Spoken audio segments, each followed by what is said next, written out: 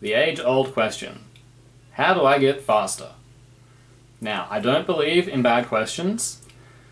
You know, some people say there is such a thing as a bad question, such a thing as, a good question, whatever.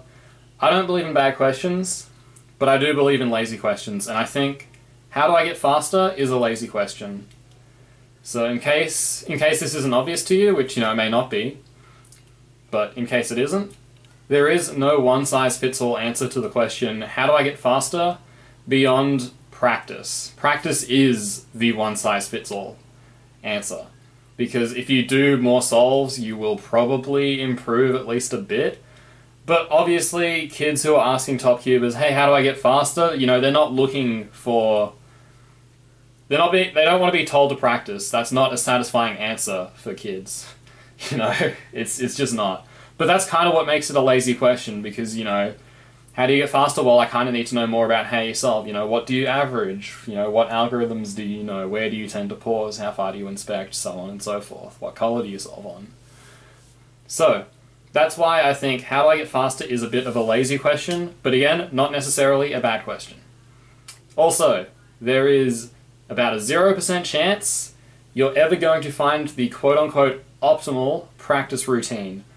The closest you can get, as far as I'm concerned, not to toot my own horn, well, I am tooting my own horn, is if you get an improvement plan from me. But I'm trying to get free advice here, so I'm not going to completely plug my stuff.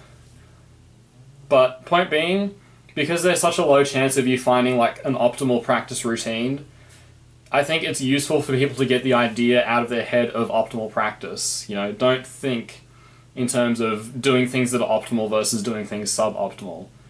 And instead, try and think in terms of better ways to practice or worse ways of practicing.